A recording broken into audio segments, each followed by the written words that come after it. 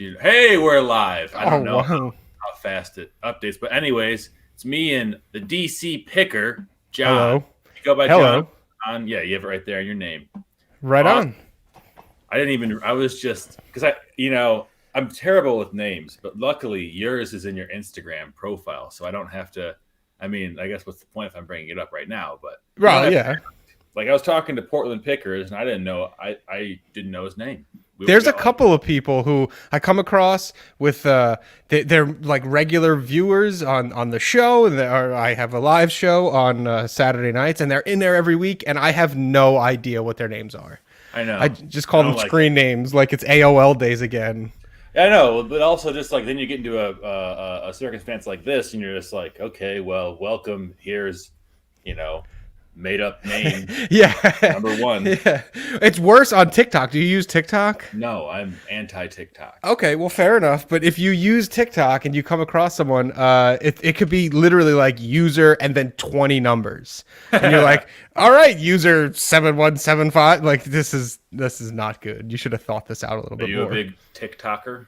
My wife is, and she does them for me. So I What mean, is that? How I does that guess so. work? How does someone do a TikTok for you? I know nothing about it at all. Okay, I mean, I know so what it is, but I don't know so how I you don't upload. really know like the mechanics, the nuts and bolts of it. But so like I'll come up with an idea and then she has to like physically do it. Like I'm like an old person. Like she'll film me and then, edit it and do it on the app and then it goes up under my name. But I didn't do anything but star Dance? in it.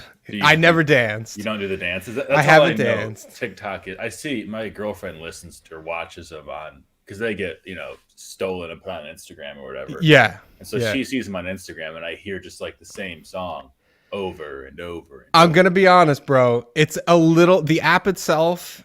It's like the new Vine. It's a little addicting. Like you're like you're always like a meth head or a crackhead. You're always chasing the dragon because one's gonna make you really laugh, and then you're like you just keep swiping, looking for the next one that's gonna make you laugh. Chasing that high. Yeah, exactly. You're chasing that laughter dragon. I was big on Vine when it first came out. I was like, "Oh, this is so awesome! It's so cool." And then I realized, like, "Oh, no one goes here to like learn about anything, No. like meet any meet any creators." I guess if you want to say it like that, they just go there to like waste time. And I Yeah. don't know. I think it's kind of funny because like you hear people like Gary Vaynerchuk be like, "Oh, it's the attention economy and the influence economy or whatever," but no one's paying attention to TikTok. They're No. just like No. there, like you don't have to just because your eyes are open doesn't mean you're, paying attention. And that it kind of goes back to what I was just saying about like usernames aren't important. I'll recognize people's faces of other talks that I've seen or TikToks that I've seen. I don't know what their All names are. talks. I don't know. I have no idea. Well, you just called it. I mean, it is. I Now. did. I mean, it's like a verbal shorthand because TikTok is too many syllables, so it's just a talk.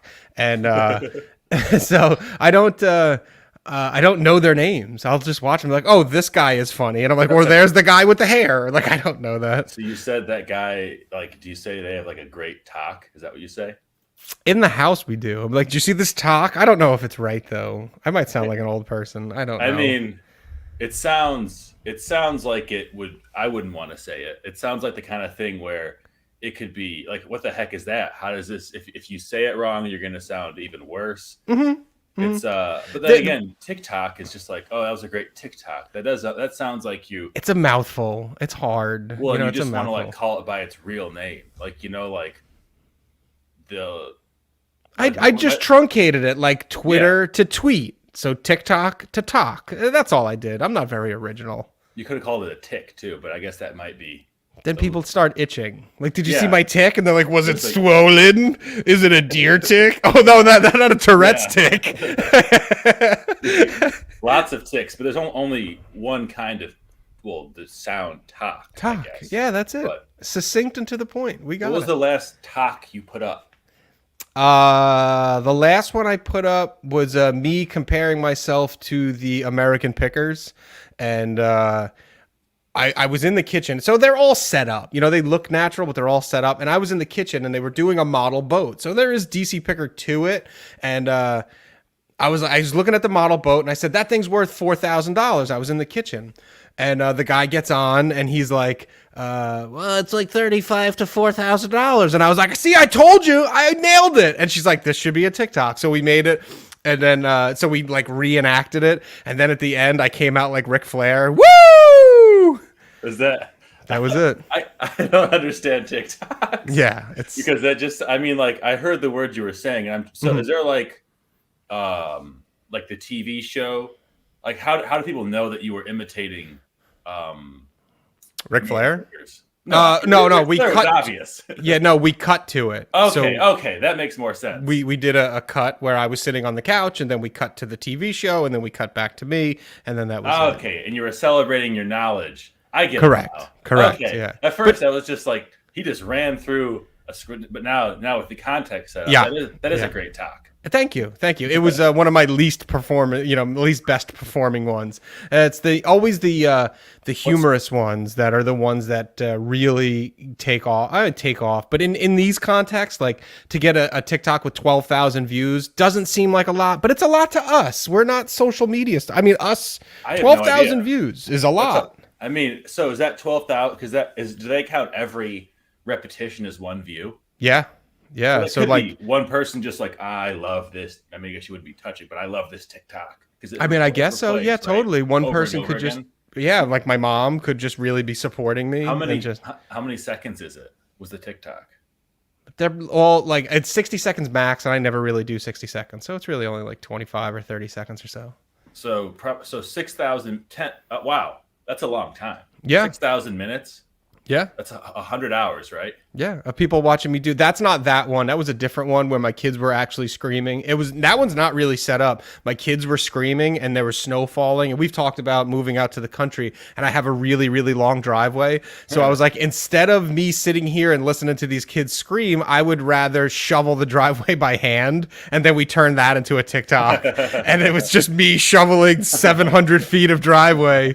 And that's the big one. That one got like 7,000. I did one on Christmas Eve, where I'm Italian. We do a feast of 7 fishes. The punchline of that one is the last 2 fishes that I put on the screen were Swedish fish and goldfish, and nice. People like that one. It's it's stupid things like that. I like that one, and I'm not an Italian. Yeah. I've never heard of a 7. You say 5 fish or 7 fish? 7 fishes. I've never heard of a 7 fishes. In the Italian culture, it's the Feast of 7 Fishes. The night, the night before Christmas Eve, you would tend to have your larger meal. So it's as praise. You're not supposed to eat meat on Fridays with Lent, and then if you're real Italian, like some people, you don't eat meat on Fridays all year round. And then it's just like kind of like an homage to that, if you will. That on Christmas Eve you have a Feast of 7 Fishes. The sad part was with COVID and everything, it was only Ashley and I who actually eat fish, so we did 5 fish. 5. It doesn't have to be like steaks. Shrimp counts. 7 fishes. We did 5. And shrimp don't count. Shrimp does count in my house. What are you? A fucking zoologist? Can we curse? I'm sorry, but I'm just saying, like, because it's like Abrahamic eating laws, and crustaceans are certainly not fish. Like, just that's a whole okay that's a different thing, but okay, where I come from, shellfish count. Hold on, let me take a sip of this whiskey because I was a little nervous. Oh, you bought one. I checked, and like 100 people have bought that mug. Hold on, I need a little bit of liquid courage. This is without question. That's so funny. Yeah, don't worry, I had to dig it out. We moved since I bought it, and I had to go through boxes to dig it out. I'm amazed you. Well, first of all, I'm amazed you brought it out, but second of all, you bought it. But I want to go back to the 7 fishes again. Okay. Because this is very interesting to me. Do you actually eat 7 different kinds of fish usually, or are you supposed to? Yeah, totally. It's usually capped off with like a lobster tail or stuffed lobster tail. Like the most decadent thing is last. Yeah. So you'll have like. I love this. Oh yeah, tremendous. So it's usually like maybe like a cold fish salad, which is like. What is a tuna salad? Well, no. More high class than tuna salad. What's a cold? I've never had cold fish that isn't cold fish salad. Tuna. Yeah, cold fish salad would be like Mackerel? galamon. No, it's like galamon and snail and other things thrown Oh, in okay, with okay, okay. it's a with lemon and vinegar and garlic. It's kind Like of ceviche? very close, very close. Interesting. But it's not raw. The fish isn't raw in it. It's cooked and then cold when you eat it. So very similar to a ceviche. So it's not cooked by the acid in the lemon. It's cooked by like conventional heat. Affirm. Yeah. Interesting. That's how you do it. And then you have like if you wanted to do a pasta dish, you would put mussels in it, and then that would count as a fish, or stuffed clams. You're only eating one or two of them. Fast and loose with what fish are. I like Oh yeah, totally. though.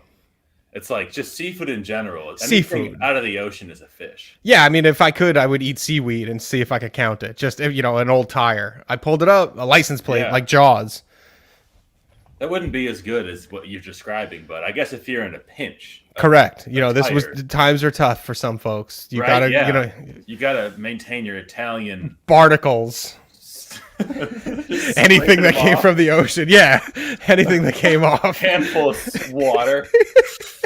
Exactly. I'm good now. I'm still Italian. Yeah. It's still good for another year.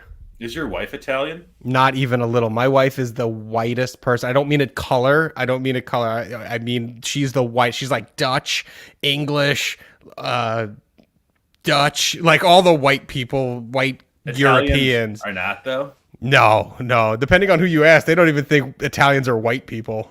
I guess so. If you go back to like, some people think that like Jews are not white if you're like really racist. Well, that's an easy way to think about it. If we're really going to toe this line, Italians are Jews with better food. That's really Tony Soprano put it better. Put it best.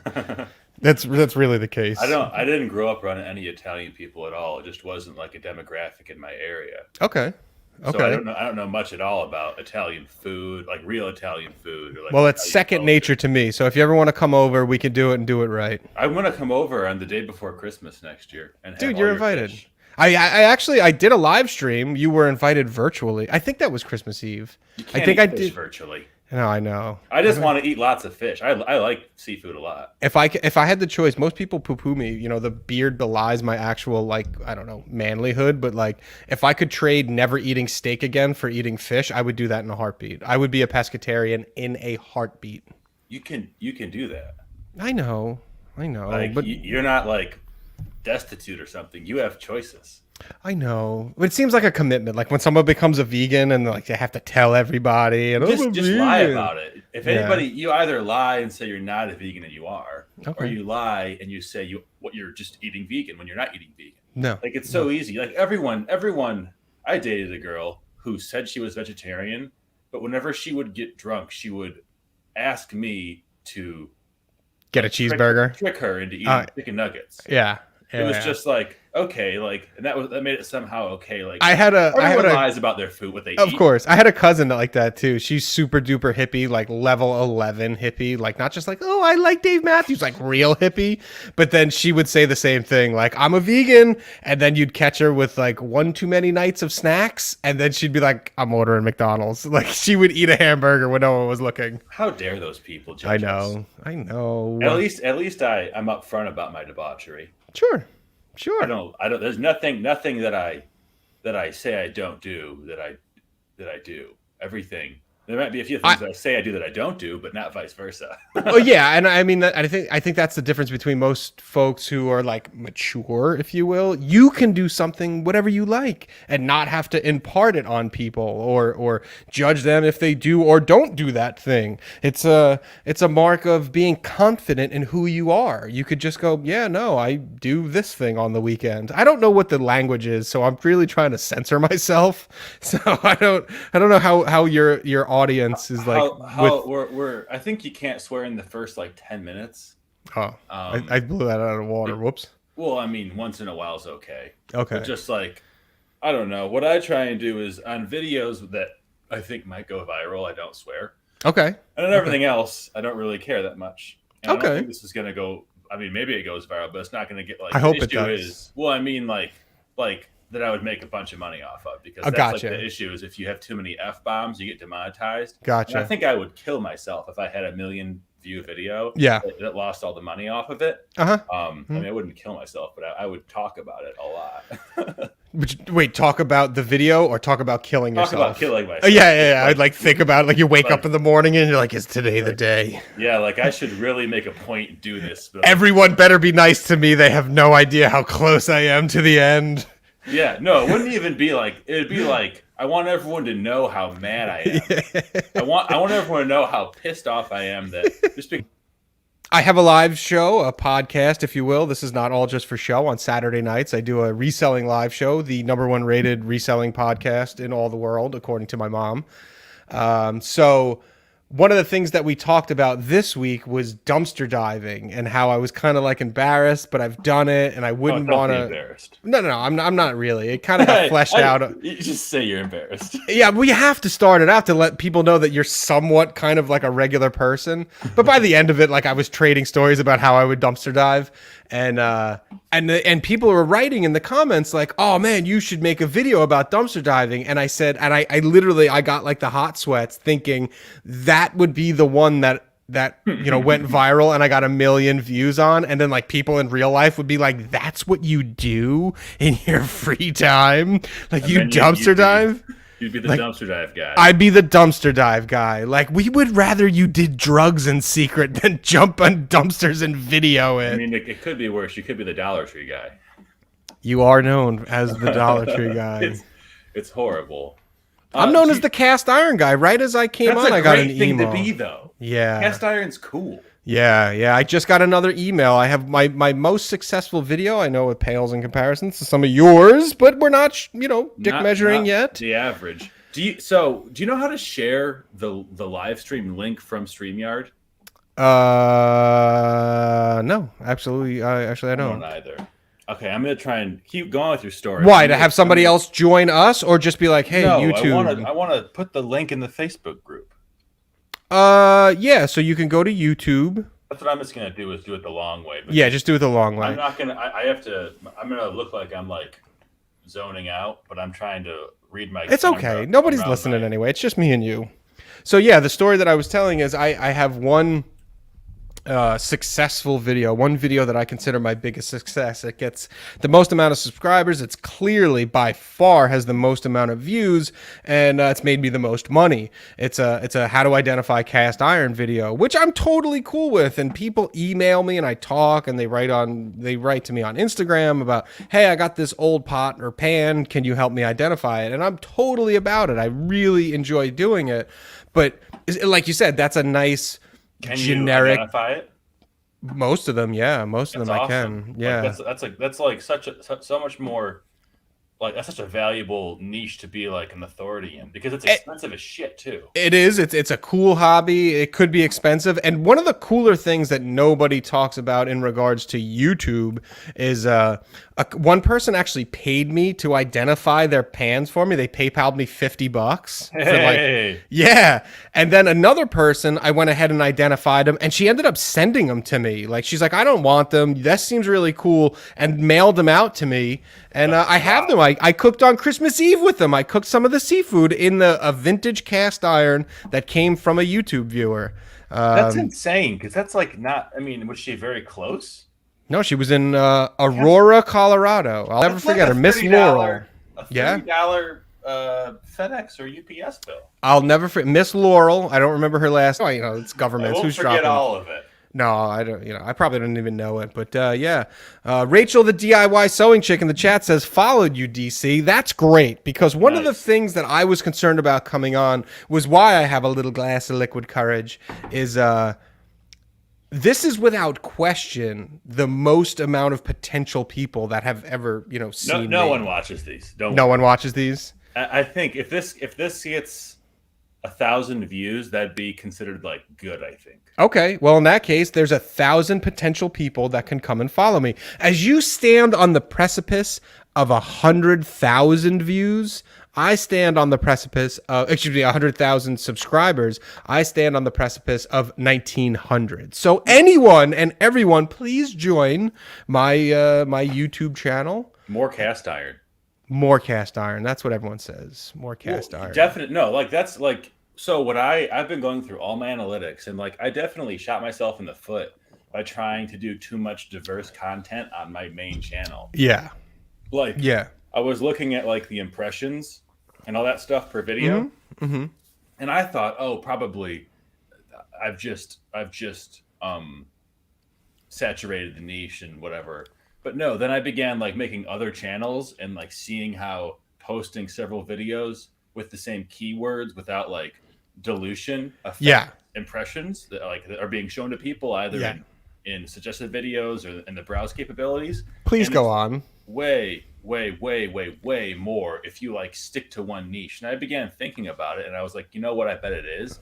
I bet that it's YouTube can charge more for ads if they have like really, hey, we got $10 for purple roof, more demeasuring. Where's your bell? Oh, it's in my warehouse. Oh, damn it. You know, you're absolutely right in that sort of thing. One of the things that I stupidly did, it's not so stupid, I kind of wasted my time, is for the folks that don't know, I'm sitting in the ultimate reselling payoff situation. COVID-19 made my reselling the most profitable year it's ever been. So Yeah. it was the best year. Thank you very much. And even after 20 years of being on eBay, we made enough money last year where I was able to afford a down payment on a house, and we bought a big gigantic house and a big gigantic piece of property. And so I started putting videos on my DCPicker channel, which is primarily reselling, but having to do with the house, some of the toys that the homestead stuff. And I don't know if this is actually true or what you were kind of say to echo. Oh my God. So I would upload a video and no one would watch it because it wasn't reselling content, and it would die. It would 23 views, 18 views. Like, okay, this is not good. But I was so selfish. I'm like, well, I'm monetized over here. I want to hit this YouTube search. Yeah. And it was just not working. YouTube would show it to, a couple hundred people. No one would click on it, and then it would die.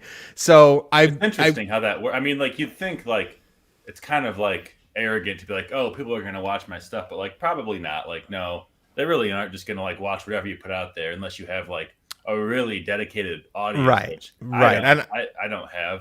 And I certainly don't have. I don't even have a dedicated YouTube algorithm. Like I said, I have about 17 or 1,800 subscribers, and then I look at like the impressions that YouTube shows it to, and it's like 150. And I'm like, it's not even, the machine's not even working for me. It's terrible. Dude, you need to do more cast iron stuff. I know. Like, you're crazy for not pursuing that. I know.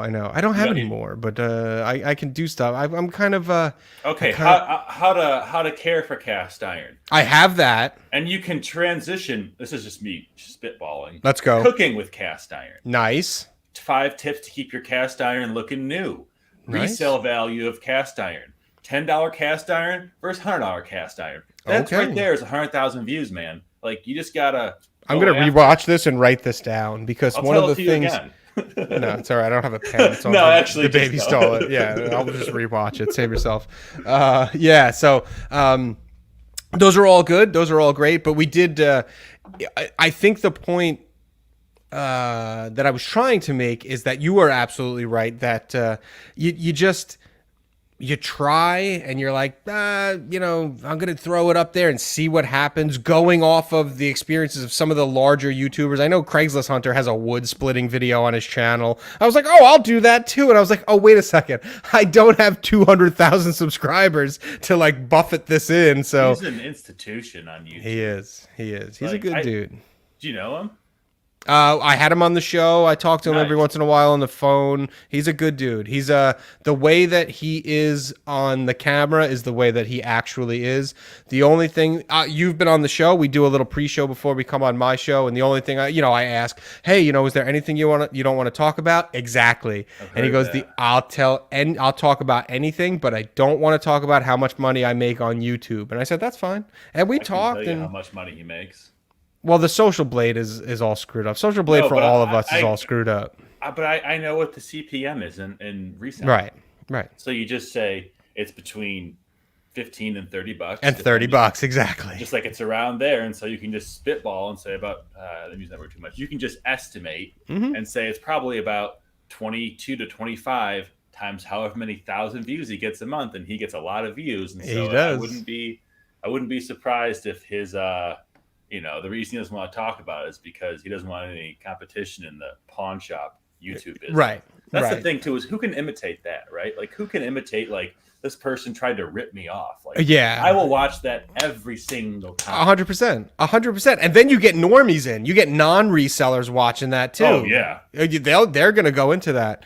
20 years on eBay, you remember having to pay by check or money order? Absolutely. I had a video earlier, I think it was on my podcast live stream where my actual anniversary was, and I think I started it off by saying I've been on eBay longer than PayPal.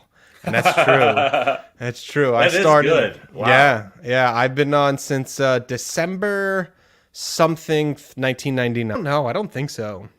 Anything with a gun, I try. I don't want to be on somebody's list. Well, they call it a marker. It's a paintball marker. Oh yeah. They get around it. I have a lead marker behind me. Yeah, me too. A lead delivery device. It's right over there. Yeah, you can't say that word. That you don't want to say. I already said it one time. I said gun once, so I guess I'll say Did it you? again. But you can't say gun on YouTube. Nah. Detroit Camera Crusaders. See, I knew Detroit was going to come up somehow. Watching in Detroit. Well, yeah, because they're only 20 miles that way. I'm interested to see how in tune your audience is. We were talking, Blake and I were talking before I came on. I said I've only been to Michigan once, and it was only for like a day and a half. For sure. Did someone will know? No, I bet this Detroit Camera Crusaders, they will know exactly what you're talking about. I saw Typo Negative at Harpo's on Halloween night, and I can't remember the year. I said it was 2007, but it was probably later than that now that I sit and think about it. I was all excited to see Typo Negative. They're like still my favorite. Why am I so blurry? There we go. Beautiful.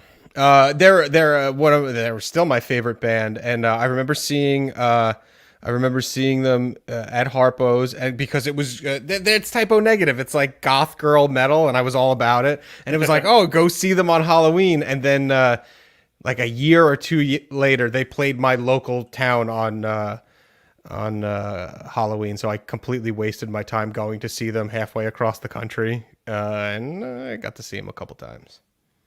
So, what was the show? Do you remember any of the show? Yeah, I remember it. You know what sticks out more is the second time I saw him on Halloween. I went with a girl who's not my wife. Let me start off by saying this.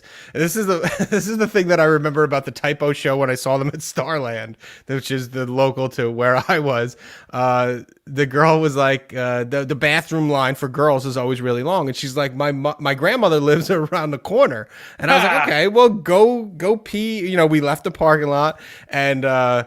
We drove to her grandmother's house, and I'm sitting in the car, and instead of going in the house, she went and just peed in her grandmother's bushes as opposed to going in the house. And I was like, well, why did I drive all the way over here? But you could have just peed in the parking lot.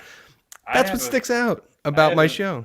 A feeling that she just peed in someo's bushes. It could be. That wasn't her grandma. It could be. That's Jersey girls. I married a Philly girl. That's Jersey girls, though. How far away from Harpo's did you drive? Because if it was like less than 10 minutes, she definitely lied. Yeah, it was probably less than 10 minutes. Yeah. Because I'm pretty sure. Just call it a hunch. A hunch. Okay. There's nobody, no girls from Jersey going across the country to go to a Typo Negative show. Whose grandmothers live in. On like grass. Oh no! This was the second time when we saw them in Jersey. Oh, this was the second time I saw them. No, this wasn't. No, I went up with a buddy of mine to Detroit, and you're not gonna find a girl who's willing to fly to go see Typo Negative. All that being said, to show my appreciation, it's one of the only celebrity like headstone graves that I've ever been to, and I made my kid go to it. My son was born at the time. I made my son go to it as well. Yeah, I've taken him to, we lived next to Arlington when we lived in DC, so we would go and see a lot of the famous people in Arlington and pay your respects, and then Peter Steele, the lead singer of Typo Negative, who was a huge influence in my life. I listened to him on my wedding day and etc. He passed away. He did die, and I had my kid, and then my uncle died in real life, and he was buried like one section over from Pete Steele, and it was freezing cold out. And I'm like, we're going to pay respects to Pete Steele, and we went over to go see him. He's buried out on Long Island, and that's how people go to like Jim Morrison in France and whatnot. Like, no, that's the only one I went to was Pete Steele. That's a great family outing. Yeah, come on. See your dead uncle. You got to see a dead celebrity. That's a double whammy. Yeah. There was something about Typo. I mean, the music is whatever, but I'm originally from Brooklyn, so to hear like the little Brooklyn references in it and know that they kind of grew up in my neighborhood, and it was there's just, I don't know, a connection there that most people listen to it and they hear like, oh, Black Number One, and like, this is fat goth girl metal, and it is, but I like it. But you like it, yeah? You're kind of a fat goth girl. Totally. Underneath, I have black lipstick on, and you can see my roots. I don't think I've ever been to anybody's grave that wasn't like my grandfather or somebody in my family. Like, I've never visited a grave, I don't think. Well, I could say, going back a step, when you live next to Arlington and there's so much history there, and I really dig history, especially military history. The thing about Arlington, and this is pre-COVID days, is it's like the most serene place. It's beautiful. And it's full of it's full of history, but it's not morbid, really. It's really not morbid. I enjoyed reading about people or knowing these people's stories, or part of these tremendous pieces of history that shaped our country. There they are. That's that guy. It might be his headstone, but he's there. He did that. John Basilone, some of the Harlem Hellfighters. I mean, these are all the astronauts. Most of the astronauts that have died in the course of the chase for space in our country's history are in Arlington. I mean, it's fascinating. Not all of them? No. Ed White is in West Point, I believe. He died in the Apollo 1 fire. But Gus Grissom is there. The bits and pieces of the Challenger crew are commingled together in a grave at Arlington, and I think everyone from Columbia, but don't quote me on that. But most of them are there. And then even after they die, if it wasn't a tragic thing, Stuart Russa is there. He's got a big Apollo Saturn V rocket on his headstone. I mean, it's fascinating. Big fascinating flex. Oh yeah, he went hard. Like, his family went hard. Like, he's got a black marble with a big Saturn V engraved on the back of it, as opposed to just that regular Arlington headstone. Oh yeah, he did it right. Who pays for that, I wonder? The government pays for your regular one if you just go with, DCPicker, Arlington, whatever. But if you want to flex on them, there's a lot of Supreme Court justices. There's a couple of presidents there, and they have bigger ones. And I believe the difference is paid by the family, but I'm not sure. Interesting. I've never even thought about that, but that sounds like the kind of thing that could be really funny if someone wanted to be funny about it. Like, they could totally just there must be some sorts of checks and balances where you can't have anything. Yeah. That would make the mood not somber and respectful. I think, don't quote me on it, there was people that wanted to put the Great Spaghetti Monster or whatever, signature for those people on there, and I think they voted them down. But I think the Wiccans got in, they're allowed to put the pentagram or something on theirs. I think they were allowed to do it. So there are some checks and balances in place in regards to headstones. I know what you're talking about, that spaghetti religion. Yeah. You can't be that, but you can be a witch. A Pastafarian. You can't be a Pastafarian. You can't be a Pastafarian in the eyes of the United States government and Arlington. But you can. How did we get here? What does this have to do with reselling? Anyway. Yeah, someone did ask a reselling question. What is it? I would love to hear it. Chandler said, "Thanks, man," because I said, "Sure, ask the question." In the midst of us talking about whatever we're talking about. Great, interesting stuff. Thanks for all your help with the videos. I was thinking about finally ordering my first DVD, Gaylord.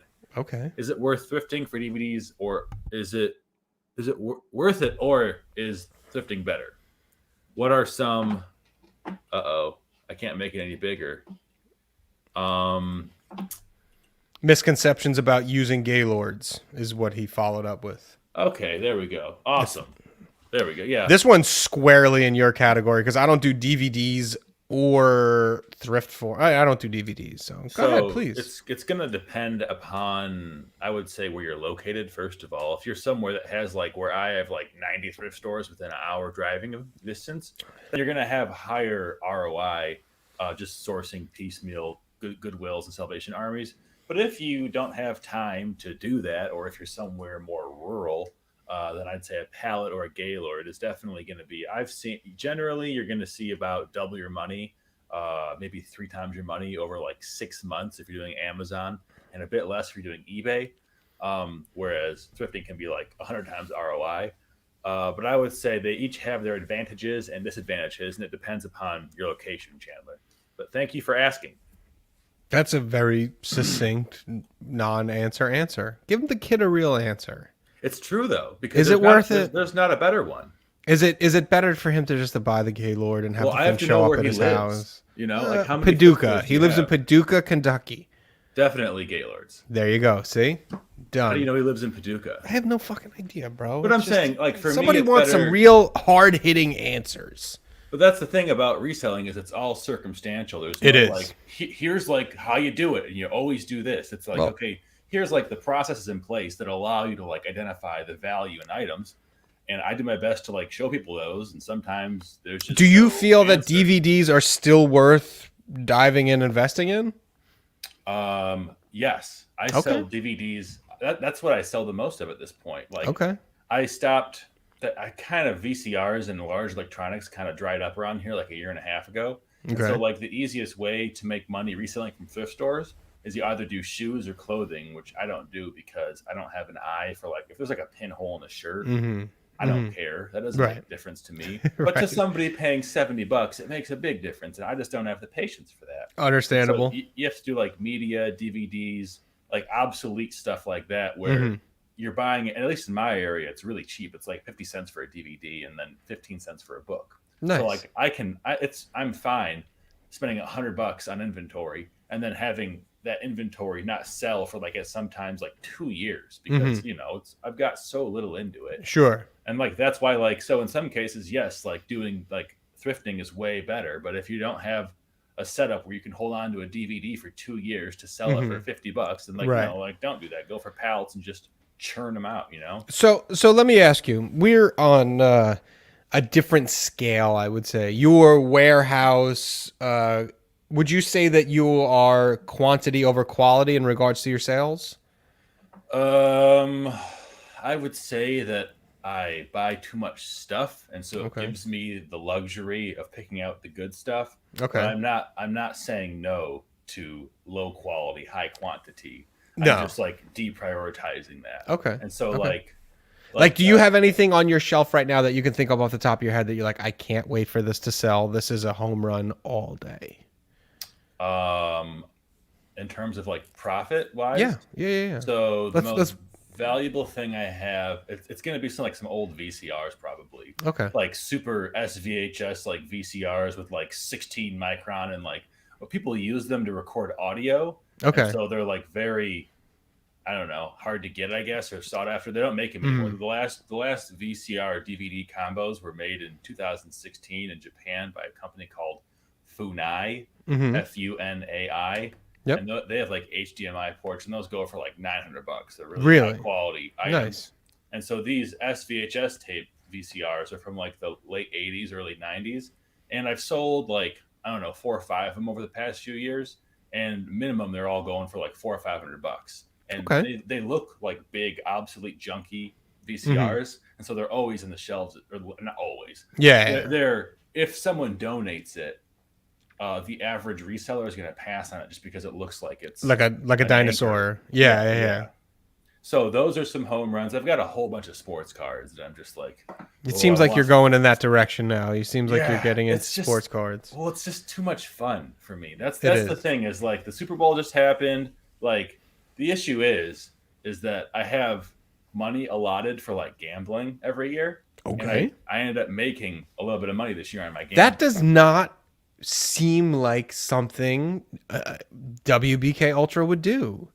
When I shit on you for buying a new car and you're like, I would never buy a new car, but you would gamble. That does not suit your personality, or at least what you put off on the internet. It's fantasy football, so it's not like it's not like playing blackjack or something. Like playing like slot machines. Yeah, okay. But it's definitely like out of my hands after I make my decision. Sure. But I don't know. I've been doing it for like 10 years, and it's just like I don't have like the itch to like win more money. If I win like $10, I'm like, yes, this is the best day ever. Yeah. That just happened like a bunch of weeks in a row. And so I had like $100 left over, and I was like, I should buy some cards with this.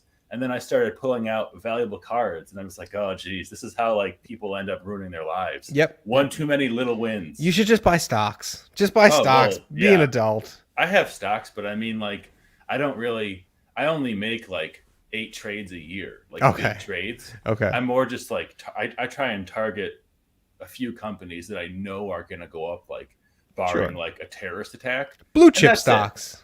Blue chips. Nah, not really. Not necessarily. Okay. But just like, generally it's like stocks that are undervalued that have like an earnings call coming up. Stock tips from WBK. Well, not tips, but just like what I enjoy doing and like how I like to learn about companies. You can't say it's tips because I don't want anybody to think I'm like some sort of financial planner or something. Are you a guru? Are you a stock guru? Yes. Are you stepping out? He stepped out of the Dollar General and into Wall Street. Man, that would be a great intro, huh? Wouldn't it? Let's do it.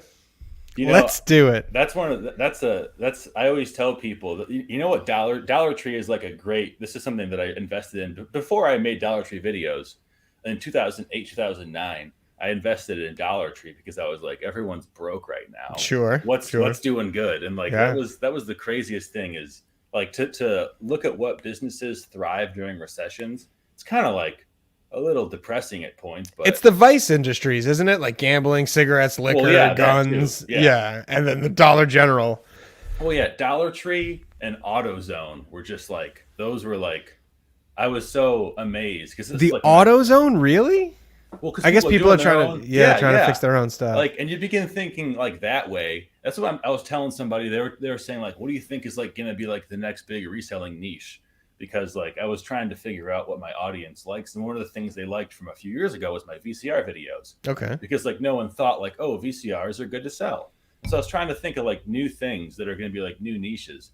And I don't know, if you're all doom and gloom like me and you think we're going to be busted up next fall, economically speaking, I would say this summer, like invest in like anything DIY or like, tool related. Nice. I think they're going to go up in value over the fall and into next year. All right. Just a hunch. So cast iron stuff too, like lifetime warranty stuff. Lifetime warranty stuff that blew up during the last recession.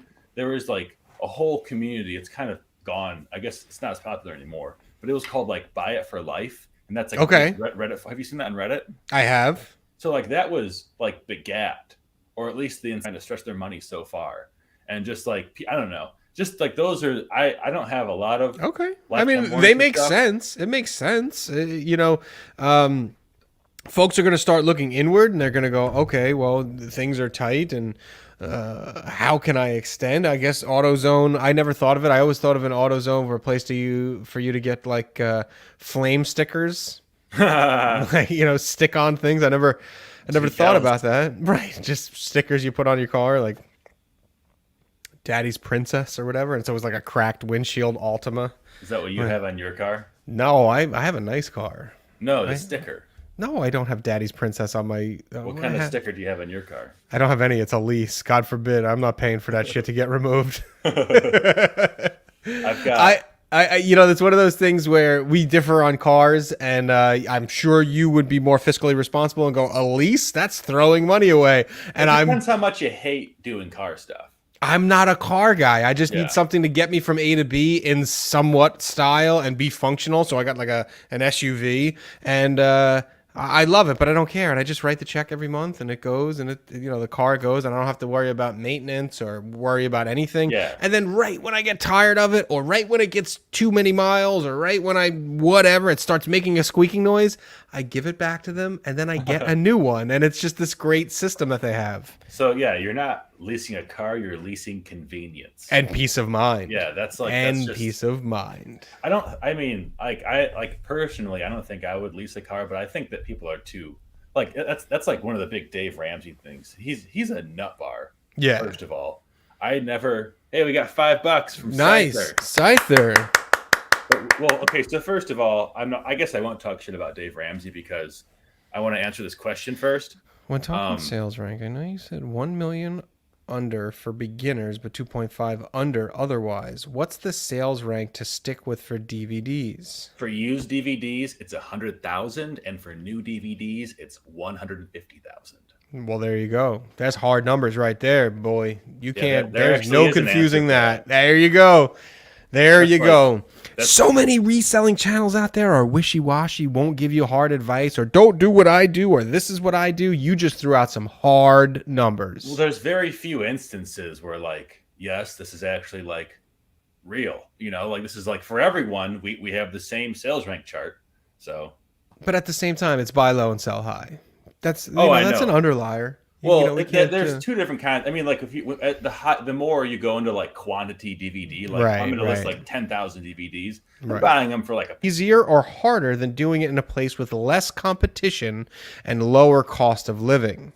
That's a $5 question right there. So I'm going to say it's easier in rural areas because generally the stores you're doing retail arbitrage from are getting the same inventory, maybe lower quantities, but like what's in a Walmart in Spokane is the same as a Walmart in Boise, is the same as a Walmart in Richmond, same as a Walmart in Portland. There's no Walmarts in Portland. Same as a Walmart in Vancouver, Washington. Okay, there you go. And so the less competition you have, the easier it is because in those more urban areas, there's so many people who are like gunning for the good stuff. I mean, like around here, the Panini, which is a sports card manufacturer rep, got fired because he was like taking bribes from people to like sell his route, like where it was going to be. So that doesn't happen in the middle of nowhere. Yeah. I wouldn't. I know it doesn't in a lot of cases. I'm sure it does occasionally, but just like I would say that rural areas are going to have like the what's it called?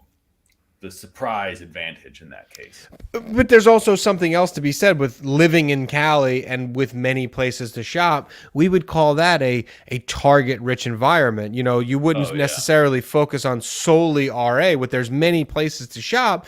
It gives you many opportunities to make money. So perhaps reframing the question and going, am I ready to take on new adventures to make more money in a different way than just RA? That could kind of fill in that gap here. Just like Blake said, you know, it is easier in rural, but you're not going to move because the thrift stores are better or the Walmarts are better. If you're in the situation that you're in, find what works for you. Find what works for you. And I guess absolutely now, but like things that are reliant upon more people, like the more donations you have, obviously. And I know that you could make the argument that there's more people sourcing too, but I think that when it comes to like with retail arbitrage, at any given time, there's a limited amount of wins you can find. Right. With thrifting, you can go into a thrift store and you could have 1,000 different people find a different item that they can sell for, and that's a great segue. Down here in the chat is Charles Sidwell, who holds the record in the DCPicker world as the only person to recognize me in real life. What did they say? He said, just became a full-time reseller. Help me God. So shout out to you. Good job, Charles. Now, that being said, when we met each other in the local Goodwill here, I was like, well, did you go and check out X? And did you go and check out X? And he was like, no, I was over there checking out Y. That's exactly what you're saying. What you're saying is you could have 3 different pickers or 3 different flippers or whoever you say, going in there and looking at different things, and each one of us are able to make money in the same store. And we just know. So, pigeonholing yourself into saying, well, I'm only doing RA, that might work better for Amazon. But while you're out, how many thrift stores did you pass that you can go and run in and throw some things throw on Amazon, on eBay? So, it's a matter of, it's a good question. It's a hard tack question, but at the same time, it has many answers that could work. Oh, I thought you were Mr. No Wishy-Washy over here. I'm not wishy-washy, but it seemed like the real focus of that question was living in Cali. That's what I keyed on. There are many places. So, you know what? I'm going through it here. I went from a city I went from a city to moving out to the country. I went from 5 Goodwills and 3 other additional independent thrift stores within a 10-mile area to a handful of thrift stores and 1 Goodwill within an appreciable driving distance. But I talk to a lot of people around here, and they're like, "Oh, well, you got to try the auctions." And I'm like, "I never did auctions before." But now it's time for me to now it's time for me to branch out and try something new, because we got to play the cards we're dealt. If you're in Cali and you're in an area, learn it. You can make money from it. I always remember at the base level, like my last podcast, there's always dumpster diving. Yeah. At the base level, you can always go find an apartment building on the 1st and the 30th, on the 1st and the 15th, and find some stuff and find money there. Do you know? I don't know what he is on. His name is Chris Conflict. He's in Houston. Okay. He's kind of a rough looking dude. Okay. I'll send you his Instagram profile. He dumpster dives. I think you'd like him. You guys have similar personalities. You're both you're both individuals. That's it. I am an individual. I like to impart the knowledge that I have because I've been doing it so long and reselling, and I've done local and Facebook marketing and all these things out there. So it's different. At least what I enjoy doing is doing it on my terms. Like I said, I do a podcast, live stream, whatever you want to call it. There's like an underlayment of reselling in it. I usually give like a reselling tip or a reselling how-to throughout the show, but it could be dick jokes. It could be wherever. It could be dumpsters. It could be whatever. And I think that as folks get older, they don't want to be preached at, kind of like you do. You speak to people like they're adults and you give them definitive answers, and everyone's doing it a slightly different way, because I'm not going to be the Rally Roots. I'm not going to be a Craigslist hunter. I have my own personality, and when I tried to do those things, Flip the World says, "Damn, I'm rough looking." Okay, fair enough. Sorry, I laughed. You are rough looking now. You should put that in your profile or whatever. No, rough sorry. Looking. So what you were talking about? Anyway, that's just how that's how I do it. And you're right. I am my own individual person. Blake is looking so bored. Okay, I'm sorry. No, I'm not bored. I'm just tired. That's all it is. Yeah, that's what I used to say when I come home high from fucking high school. Like, no, Mom, I'm just tired. It's been a long. No, Mom, I'm just tired. I swear. I am heavily engaged in this. The issue also is that my camera's here and then you're here. So I'm just looking at you, and I'm just like, I'm not ignoring you. It's 2 type A personalities. Like, there's only going to be one person talking at a time. It's 2 type A microphone heavy people in a room together. You couldn't have got 2 more different people than me and Harry Tornado to do your little live streams here. So I've done 3 so far. You, Harry Tornado, and Portland Pickers. And that is like such disparate personality. You couldn't get any more different. So funny. Yeah. I don't know the Portland Pickers. Well, they're like real. I mean, it's hard to describe them without Portlandy. Are they real Portlandy? Yeah, like everything that people say is like offensive, or like everything like derogatory that's not actually offensive. Like, they care a lot about the environment, like stuff like that. Like that's like a really good thing to have. Yeah. It's like that's they're very conscious, warm, helpful people, and that just really irritates some people, I guess. I gotta say, and then that's what the good thing is. This community, the reselling community, is so positive and like so supportive. Every once in a while you get a dickhead, but they're usually pushed out or whatever. That's where I like to be, and I think that's what makes me stand out. It also accounts for all the downvotes that I get on my videos, which is totally fine too. So expect a bunch of downvotes. I have a bunch of hate watchers. I have to say, in your chat, Clearance Junkie, I don't know their real name, asking legitimate questions, and we're kind of passing them over. I know. Sorry. It's so, because on Wednesdays I do a live stream, and I'm always answering questions. So I think I'm trying to figure out like what the best day to have like interview stuff is. And I almost feel like I have to make a separate channel for it. But then what's the point of having a separate channel? Because then like I guess people might migrate over, but I don't want to get in on your bootleg second channel. I want to be on the main channel with all the viewers. Well, I don't. But part of me doesn't think it'd be even a difference, really. Maybe it would. I'm sure it would in terms of like search. Well, I can tell you that, you know, even the act of, I'll go as far as on my Instagram, I will go as far as putting the swipe up on the story. Like, all you got to do is swipe. All you got to do is swipe up, guys, and then you can watch. And people don't. For you? No, fuck no. They don't even go to do that. So if you're asking your people here to go to a different channel, they're not going to do it. You'll get a handful. They're not going to do it. Oh, man. So her name's Amanda. Clearly. Hi, Amanda. You ask good questions. So what was the question that we missed a bunch? I don't know. Let's answer one. I don't know. Let's see. Let's go back. I got it over here. Oh, she asked about the million and 2.5 million thing. Oh, she had a good question there. So I think we hit the question. We didn't ignore. I'm trying to be a good host. Okay, you're right. You're right. Let's go back to the ones where people say I was doing good things. Charles Sidwell said I'm a natural at live streaming. You want more praise from strangers? Of course. That dopamine drip never gets old, my dude. Between that and TikTok, right? You're set for life. You know what? I'll be honest with you. As much as I thought that I would hate technology and be like, internet, I find that now social media, TikTok, YouTube, Instagram, to a lesser degree, that's going to be this week's podcast that I'm doing, is how I'm talking about I'm backing away from Instagram. Why? Give us a teaser. I'm done. Yeah, it's a teaser. If you want to find out, live show Saturdays, 8:30. 10-second explanation of why you are. I don't get the payoff that I'm looking for. I really don't. I cultivated what I consider a large following for a reseller that didn't have a supporting YouTube channel.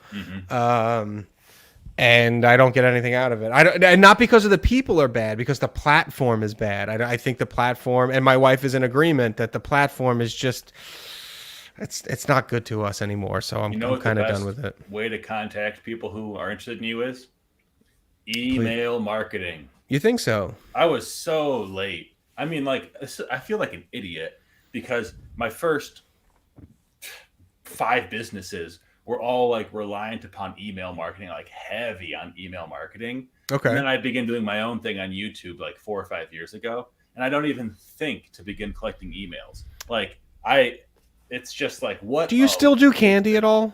No. Not at all? Well, so when the tariffs came into before the tariffs came into effect with Trump in 2016, all my distributors began upping their prices to prepare for the lower amount of shipments that are going to happen after everything costs more. Same with cardboard too. And I made the mistake of putting that box in a fixed price. And so essentially like the increase in taxes priced me, sucked it all up into oblivion. So it's just like, damn, that was dumb. And you have a book as well? Yeah. Back when I was in college, I published a book. Really? A bunch of authors. I did write some of the stories under pseudonyms, but I didn't want anybody to know it was me. Okay. I thought that was kind of presumptuous. And so I did something equally presumptuous. And I emailed like 500 professors and I was like, hey, do you want to give me like a short story for free and I'll publish it? And like 80 of them did. And then I got to say no to 40 of them. Nice. Great, because at the time I was like a junior in college. Nice. That was a very like, fuck you. Yeah, good. Well, first of all, big shout out to Chris or Charles. Charles awesome. Sidwell throws in $5 into that and had a bang up day. Yeah. So I mean, good job. 1850 in auction. So I wonder what you were selling. Is that like one big thing or a lot of big things or a lot of small things? Maybe 1,000. It could be $1,851 items. It could be. Good for you, buddy. Bad. Good for you. What category? Question for both of you. Dana Jimenez, BMW 13 says, "What TikTok name?" Okay, you're right. All right. What categories, niches are your top sellers? If you this is your channel, please go first. Obsolete electronics and media. So like books and DVDs and CDs. Mine is squarely office equipment. Nice. Not the sexiest thing in the world, but man, does it pay well. Office equipment, cast iron. Yeah, you know what? I really don't sell the cast iron. I'm not gonna be. I'm not gonna lie. I don't really. Don't sell tell the anyone cast that. iron. I keep it. I keep it all. Dude, you got to lean into that so much. Okay, I'll do that. Like I said, I'm gonna go back and watch the first 5 minutes and then scribble down some ideas. You have to understand, I'm not the creative one here. I'll do it, but I can't think of anything. I've been sitting on this video.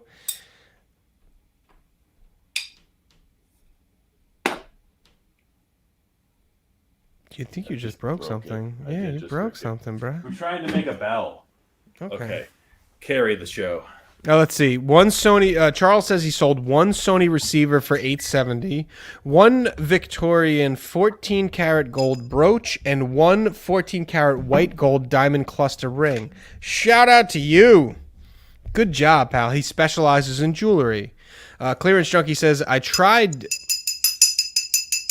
That's pickled baby beets for all those people throwing it. My favorite foods. On my channel, we do the golf clap, so we could do like a hybrid, like you just jingle on some thing, and I'll give you guys the golf clap. I do a big round of applause. I think the golf clap is succinct, it's to the point, and it makes my little meter on the microphone go into the red, so it lets people know that I love you. I want people to know that what they did was good, because I feel like there's so little encouragement for like actually going out and making your life better, because the people, like, it's the kind of thing where like there's like some Bible verse where it's like a prophet is never praised in his hometown, where it's like the people around you are not gonna always be supportive of like the things you're doing if they're kind of like weird ways to make money.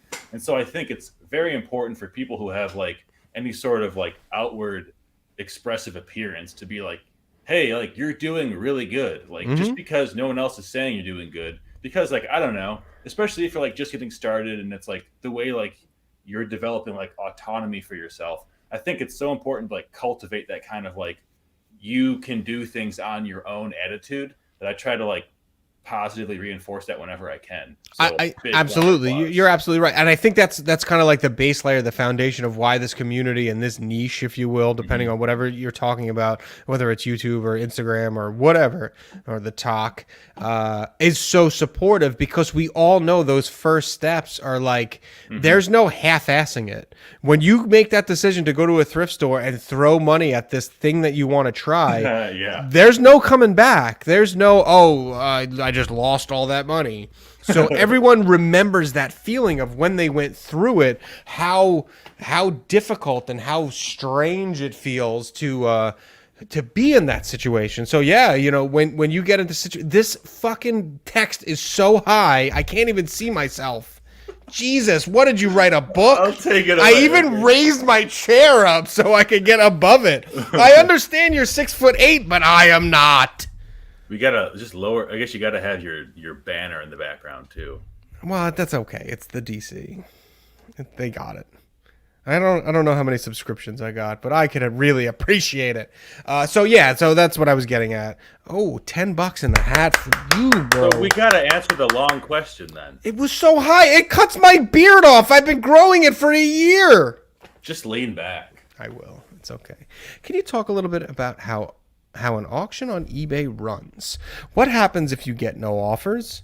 Where should you price the starting bid? Does your item get more impressions? Auction low value items? That's a good question. That seems like that one's squarely in the eBay land. But please, if you'd like to throw your input in.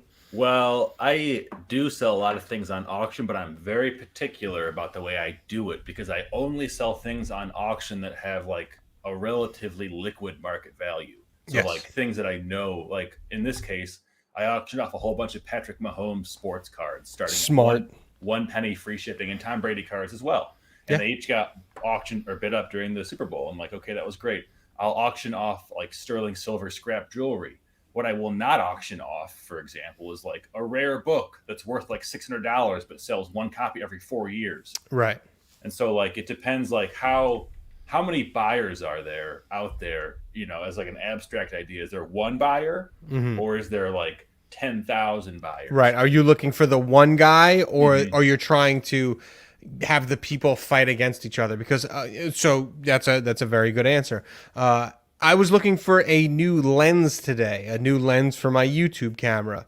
And this is a great segue for it. I went on eBay because I am cheap. I am a reseller. And there were people who were selling this nifty 50 that I can go down. It's a Canon 50 millimeter lens, nothing crazy, that I could go down to the Best Buy and buy for like $150. And they all had them on auction. Like there was a lot of people auctioning it. And that's just not knowing your market. Because it's not a rare thing. It's not hard to find. I could go to Best Buy and buy it for $125. And all you're doing is really starving yourself for longer duration of time of that $125 because, or even less than that, because if they were willing to spend some money, really all you're doing is pitting cheapskates against each other. Yeah. Whereas you could just list it for buy it now at $125 or $124 and beat Amazon and Best Buy and be done with it. Yeah. So did you buy it? I haven't, no, because I'm going to actually go and go down to the Best Buy and buy it so I have it in hand. Okay. I bet you, are you watching the auction? No, I'm not watching any because, Blake, I'm not lying when I tell you there was like 50 of these lenses on auction as opposed to just buy it now. And all you're doing is costing yourself money so that there's a little bit of thought process there. And I think that you touched on it, that it really depends on the item. There's no reason for you to put on auction something that I could go down to the store and buy for $125. There's not. This is not eBay of 2000 where you're going to get people bidding things up because the human emotion gets in. That guy's going to get to $120 and back himself off and go, "I'll just buy this on Amazon," and not have to worry about it. So what happens if you get no offers? It dies and then it gets relisted. Where should you price the starting bid? I'm a 99-cent guy. I think you alluded to it being a 99-cent guy. 1 cent. 1 cent. There you go. There you go. That's generally where I started too. You do get that human emotion in there where people start going, "Oh, I'm going to get this thing for $25. Yeah. And it's sure never. You are. It's not going to happen. It's really not. Does your item get more impressions? I don't have the data to back that up to give you a definitive answer. Low price items get way more. Well, totally. But they occur early on in the listing of the life. Right. Right. So you might get 100 on the first day and then 50 and then 40 and then, accumulatively. You get more watchers when you have a very low starting value. Exactly, because people want to always do it. Right. And then his last question is auction low value items. Now that's I'm not going to say yes or no. Here's my wishy-washy answer. Sell them. Well, no. I mean, it depends on how much you have into it. If it's grandma's old stuff that you inherited for free, I mean, throw it up on auction and see what you get for it. Even lot it up and try to buy it now for a larger amount of money. But auctioning low-value items, again, this isn't the eBay of the early 2000s where you think the thing's going to skyrocket. There are many horror stories of people having things sold for $1.99 free shipping or $2 I buy them plus all the shipping. time. Yeah. I'm the guy who does that, and they try and cancel the sale half the time. Oh, I hate that. No, I think that selling low value items is just, you shouldn't do it on eBay at all. What you should do is lot them up by similar whatever and sell it locally or go to a local auction, because your shipping cost bare minimum is going to be $3, right? And if it's over a pound, bare minimum, you're looking at $7. I mean, it could be less theoretically, but probably $7. And so how low are we talking? Between the buy cost and the packaging cost and all this bullshit plus $7 shipping. Yeah. If your item is less than $25, I don't even think it's hardly ever worth it unless you have a quantity listing where you're going to sell enormous amounts of an item. Right. Where it's just low value items are tempting because it's so cheap to buy, and if I make $5 1,000 times, I'll make $5,000. But just don't fall into that thought trap. I think we got another question too. I want to answer Zamorak 15395, and it's just as long, so it's totally going to block my face, so I'm going to have to raise my chair up again. It's not that far back. Oh, hey guys, that one? Yes. Okay. So here, so let me read it. Hey guys, so I'm kind of in a situation where I need entrepreneurship to work for me. Just say you're unemployed, bro. Everyone's unemployed. Please stop. And I'm just kind of curious as how long it would take for me to make a good income flipping with Amazon, eBay. That's a bad question. It is a bad question, but I think that when someone takes the time to type it out, they know there's an air of desperation in this question. I minored in psychology. There's an air of desperation here, and they're looking for affirmation, and they're looking for a positive answer that Gary Vee and his wishy-washy answers can't do it. First of all, you're not an entrepreneur. You're a salesperson. Get that entrepreneur thing right out of your head. Don't do that. Why do you think that? Because an entrepreneur, in its truest sense, is almost like a venture capitalist. Like you have money to invest, you have time to invest. I don't think this so. This person's first question is, how fast can I make money?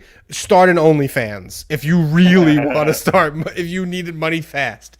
That said, once you get either your Amazon or your eBay working, then like working where you have a little bit of excess, then you can consider yourself an entrepreneur.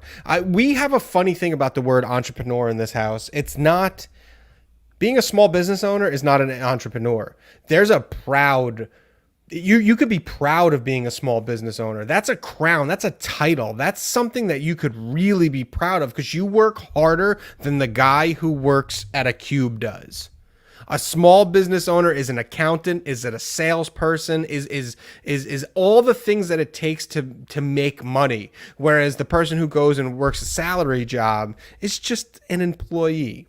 So be proud of the fact that you're a small business owner, but you're not an entrepreneur. You didn't invent reselling. You did not. I think an entrepreneur is just someone who buys services and leverages the time to make more money than they would by themselves. Well, what's the difference between that and a personal shopper? Like there's really not.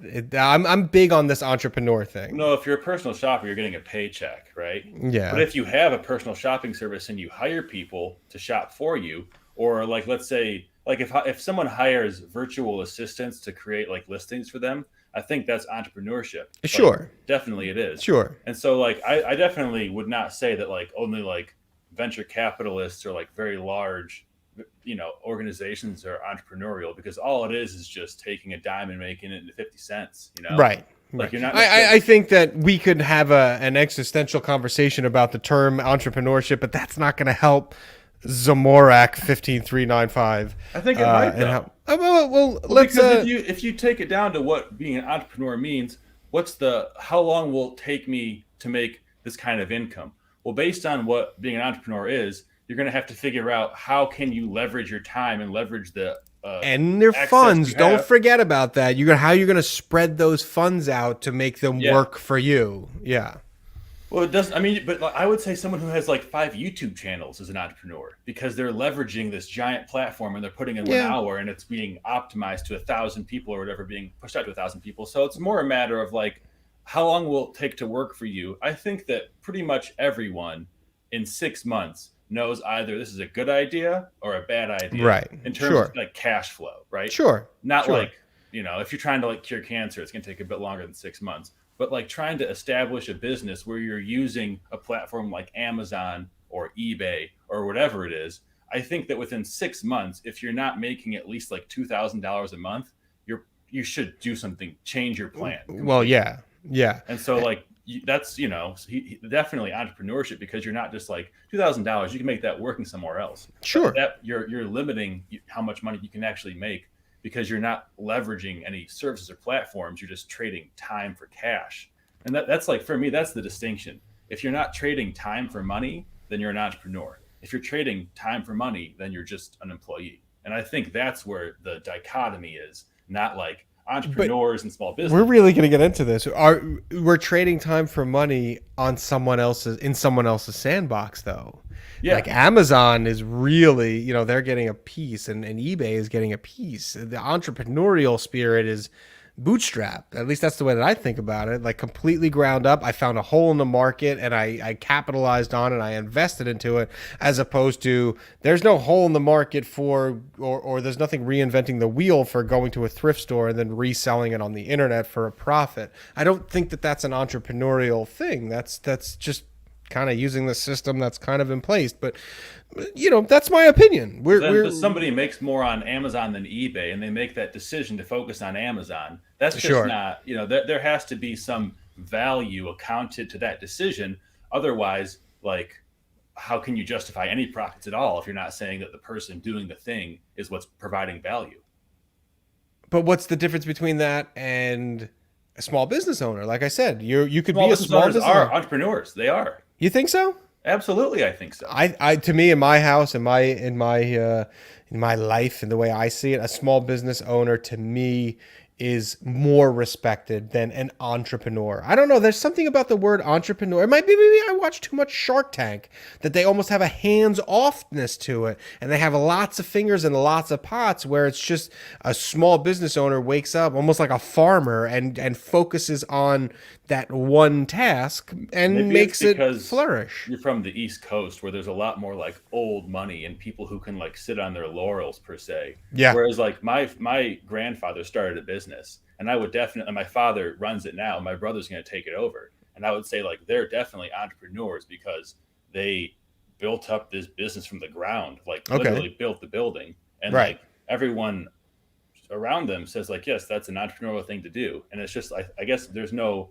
negative connotations associated with the word. Like it seems like you might be associating with like someone. I do, lazy, yeah. for But example. but again, that's just me. But if at the same time, if your grandfather, your dad, and your brother all said, "I'm an entrepreneur," I think of it one way. But if they say I'm a small business owner, I think of them in a higher Yeah. regard. I'm like, yeah, hell yeah, that's the way to do it. To me, Whereas that's I don't know. I synonymous. think you think so. I think the Absolutely. entrepreneur comes off with the. A Maserati, like a medium fancy car, and like a Rolex Submariner. Like it's a Rolex, but it's the shittiest Rolex out there. That I don't know. has Entrepreneur nothing just to has a do with it at dirtiest. all. And I'm just saying. That's all. That's all I'm Yeah. saying. I think you're getting outvoted right here. Am I? I don't two think to of one. Okay, that's fine. Let's get some more votes in there. Is entrepreneur like a dirty word? Would you, if someone called you that, would you feel greasy? Yeah. Or would you feel you? So yeah, we know. I we know would, you yeah. would. Yeah. I would not. I think it's a compliment. I think that it's like a positive thing to strive for. And I don't. But I could understand how if you grow up around people who are just like swapping money around and just like taking advantage of like certain loopholes and like I work Is it for- because I grew up so close to Wall Street that I don't think entrepreneur is a good saying. thing? I think Yeah. you're on the East Coast where there's a lot. My girlfriend's from Philly, and there's like old money there. Yeah. And there are people who like were able just to like never have to work and just like move money around and like, oh, I'm private labeling like energy drinks and vodka. Yes. myself. Yes. But that Yes. doesn't exist where I'm from. No. Not at all. Like anyone who does that did it themselves. And Yeah. So like there's no, to be an entrepreneur is to be someone who built something and devised a system where you put 1 hour in and you get 10 hours out. Like that's Sure. like what the word to me means. We didn't answer this dude's question, but the conversation is getting better and better. Like people are actually typing and shit. My Ashley's fired up. You see my Ashley spin ups and sit ups? I know you have your Ashley. I have my Ashley.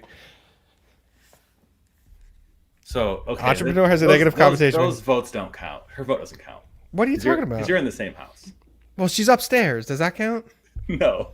I'm That's an like me entrepreneur. making I own everything 3 levels. I am an entrepreneur. But they're just not. You see, I mean, maybe that might be true, but Do you consider yourself an entrepreneur because you sell on 2 different platforms or 3 different platforms? I think I'm an entrepreneur because I hire people to do things for me that I make more money off of. Okay. Than them doing it. I think That's that's true. like, in essence, that's like the core of an entrepreneurial spirit is devising systems and processes that you can just put people in who don't want to take that risk of making more money or whatever, working long hours, and are willing to trade that easy paycheck for like a higher, upper level. I don't think you have to be a millionaire to be an entrepreneur or a billionaire. I think that it's just a matter of like, are you a race car driver? Leveraging, do you yeah. race cars? Like, then you're a race car driver. You don't Yeah. have to be in NASCAR to be a race car driver. It's just like, I guess everyone might have a different understanding of how the word is used colloquially.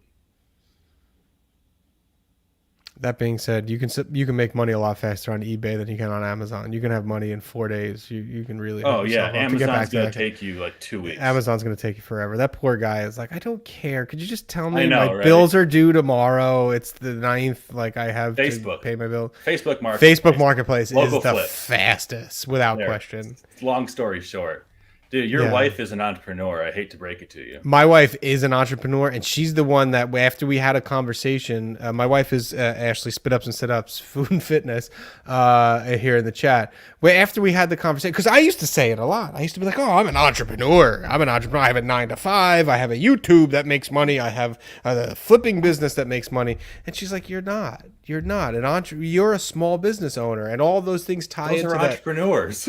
That's crazy. Nah. Like- And then once we talked about it, I was like, "Oh, you're actually right. We're small business owners. That's all." And once I thought about that, and growing up, like being in construction and having my blue collar jobs, I always worked for small business owners. Bearded Picker Wow, says, Bearded Picker.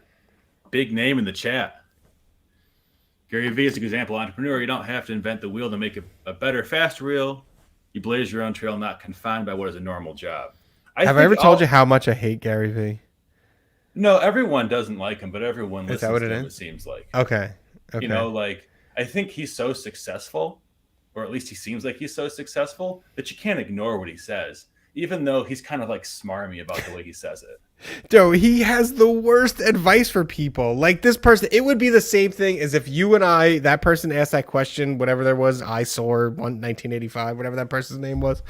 And we were like, well, remember that fastness is smoothness. And you're like, that doesn't help me pay my bills. That Gary Vee is the king of advice that doesn't really make sense. It's one of those, the message, how you deliver it is, more important he's a hype than man for sure. Oh my god. He's like, oh my god. Is Lil Jon a rapper? I guess so. Yeah, but he's really like Gary Vee is like, oh, so you want to start a business? That's the way to do it. And always remember that content is king, inventory is queen, and fast is a pawn. And you're like, what did you just say? But thank you for saying it to me, Gary Vee. You are famous. I don't know if you're making fun of him or you're quoting him. I have no idea. Exactly. It's what I could come off with the top of my head. But like the point is though, is I think you're 100% right, but I don't think that's necessarily a bad thing even. Like there's a spot in society for people who are just like hype men. And like some people really need that. And I don't think like just because you're someone who's like definitely self-motivated and like don't need a pat in the back or whatever, doesn't mean that we should be like thinking just because he's not for us doesn't mean he's not for some people who are beginning for sure. Oh, I've never said that. I've never, people who find inspiration in whatever is totally fine. I just find him to be a huckster. And that's he's successful though. That's the thing. You can't be a huckster if you're successful. I mean, I guess you can if you're a con man. Do you think he's a con man? Well, you know what? To an extent, but not really, because he made his money doing one thing. And now if he came out and he was like, I'm going to teach you how to make your liquor store be, he's a great salesman. He's a good salesman, which is fine. And if he comes out and he was like, I'm going to teach you how to take your liquor store from $3 a year to $3 million a year, like that story that he tells. Don't get me wrong. I've listened to Gary Vee.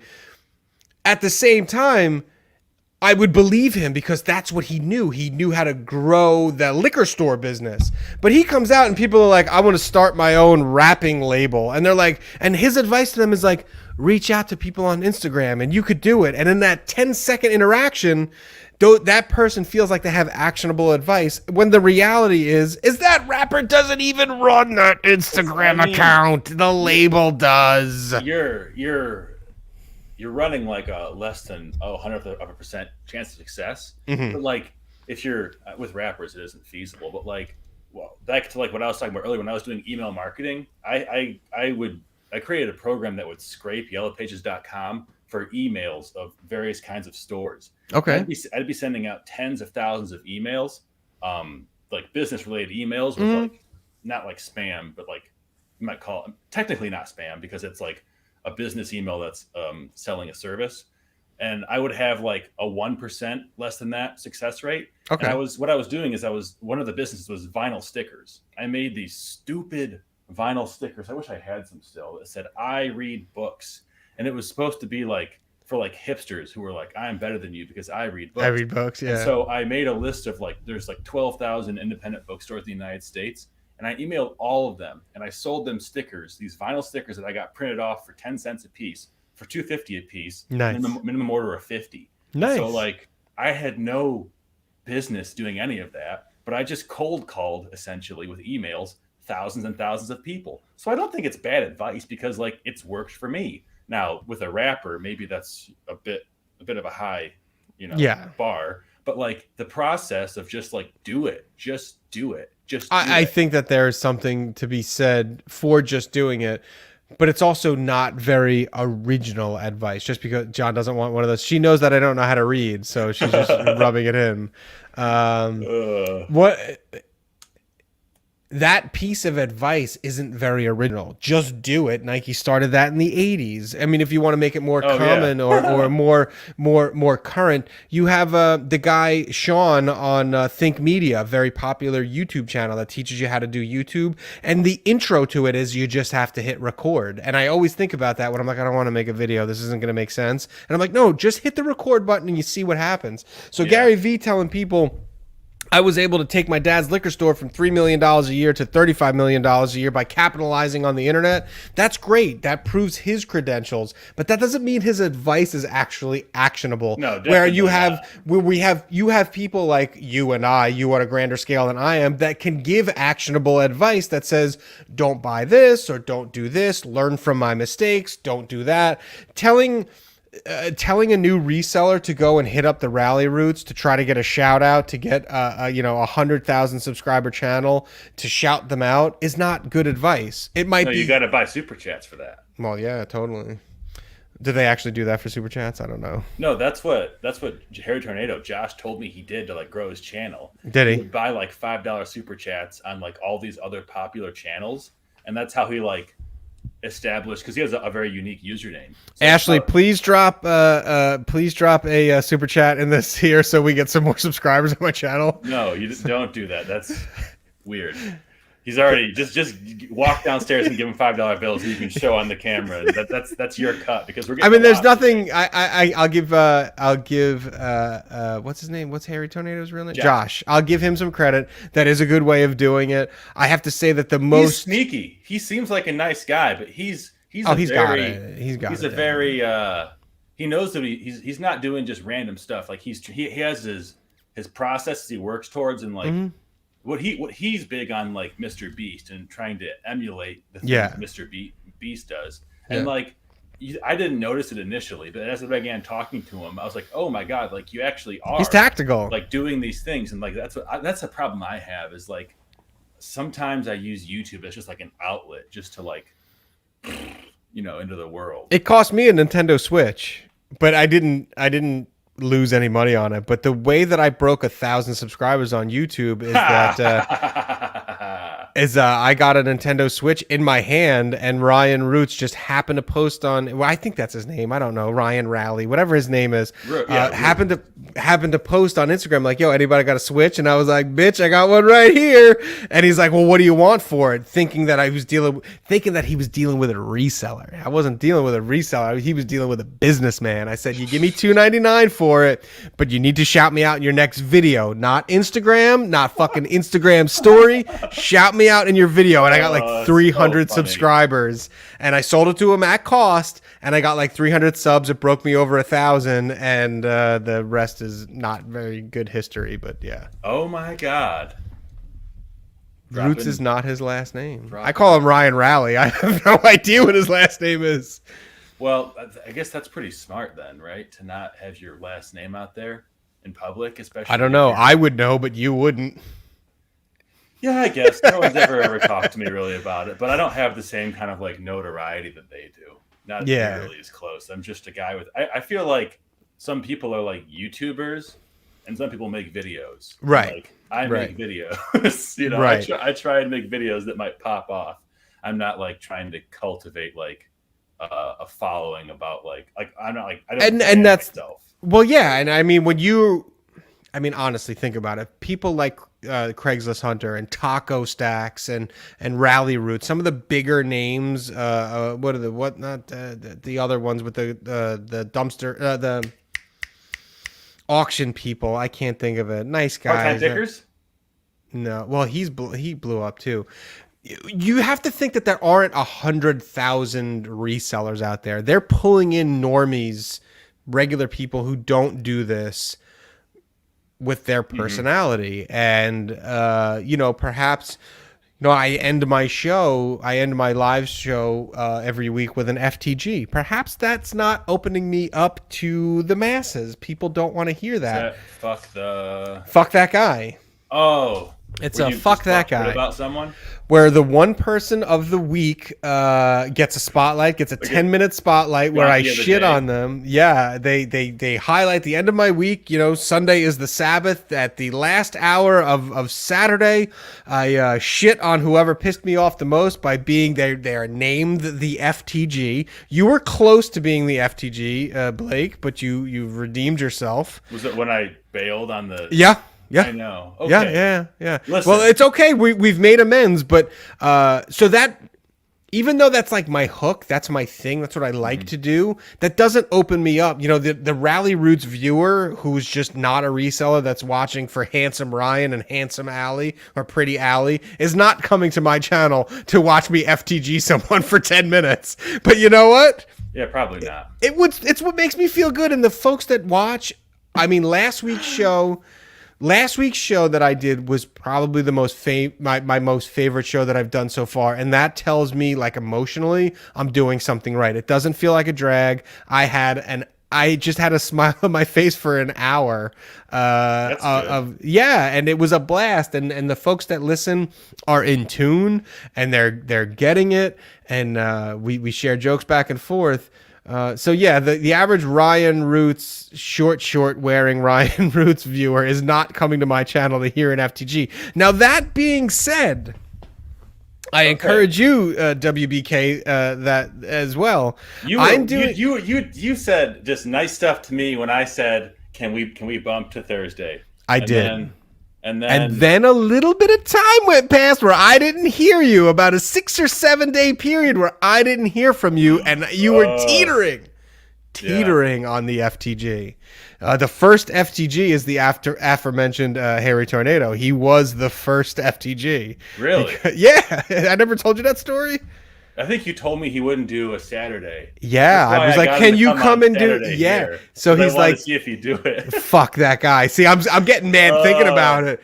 He's the first FTG. What? He was like, "Oh man, I forgot this was a Saturday. My wife likes to hang out on Saturdays. All right, can we move it?" And I was like, "Oh, sorry, man, we can't." Fuck, he fucking tried that. I'm cursing. I'm sorry. That's how mad I get. He's true though. That's Bro, totally he told me I can't do your show on Saturday night. This was before he had like 60,000 subscribers. No, it's true. Him and his wife hang out on Saturday. That's great, except for the fact that I saw him on another channel that had more subscribers than I did on Saturday night. So that's how he transformed from, can we do it a different time? No problem, I understand, to the first fuck that guy. Because he lied. I think you're too hard on him. He's a fucking hard-on. If there's any hard-ons in the room, it's that fucking guy. No, I think you're too hard on. You don't like him? I think he's a really nice. I think he's a very just interesting person. I don't think that he was lying. He's the first and original FTG. And once you go on the FTG list, you it's very hard coming off. It's very hard coming off the FTG list. Would you have come on my show if you put me on your list? Yeah. I know. Would I have come on the show? No. You wouldn't have? No. That's ridiculous. No, I would have not. I would have foregone the opportunity to go in front of your 99,000 subscribers because to be true to myself. And yeah, but that's a bad thing to be true to. I'm an asshole. Nobody said I made smart decisions selling garbage on the internet to people. I didn't get here by making a lot of fucking smart decisions. I think you just gotta go with the flow. And if someone cancels, so what? Who cares? No big deal. No, it's in jest. If there was I think there's like a reseller rally coming up. If I was to come across him, there we go. I am a man of principle. I am. And, and if I was able to probably sit down and there wasn't like internet personas there, I would talk to him. But no, I wouldn't at this point. If he was like, John, would you come on my channel? And he's got like 60,000 or whatever he has, I would say no. You gotta he's the original. Yourself. Fuck that. He's a good guy. He's a good Fuck guy. him. I like Josh. That's fine. That's fine. I think you should give him a second chance. But you're not a second chance guy. I wouldn't bet. Not even a little. Not even a little. Yeah. You've crossed the. He's the OG FTG. If I delegitimize the whole list. If I take him off the FTG. I see how it is now. You've got a lot riding on this. I do. This hatred. I do. The only thing that bothers me. It's not hatred. It's not hatred. I don't hate him. Good for him. If people want to hurt me, that's what I don't like. But everything else, I'm okay with. I'll never say, I don't think that I said like don't shop at a store or don't subscribe, because there have been other YouTubers that have pissed me off that have made other YouTubing resellers that have pissed me off and have made the FTG list. One of the other ones was Primetime Treasure Hunter. He fucking he might have gotten 15 minutes of FTG time. He really fucking earned it. But it was not dissimilar to this. I'm a man of principle, like Charles Wilson says it on there. But I will not. I'm not going to ask you to be on your show. I am a man of principle. I'll invite you on, and if you reciprocate, I'm cool with that. But I'm never going to cold call the Rally Roots and say, "Hey, do me a favor. Remember I sold you that Switch that time? Let me come on your show or do that sort of thing." So you literally did that with the Switch. You said, "Well, I asked for a shout out." That's a completely different story. That's coming on their show, right? Like you're out there, they're shutting you out. But they gotta. When Switches were going for $500, I sold it for cost. So they paid for that. So it was a transaction. It was a transactional thing. No, you don't owe anybody any favors, right?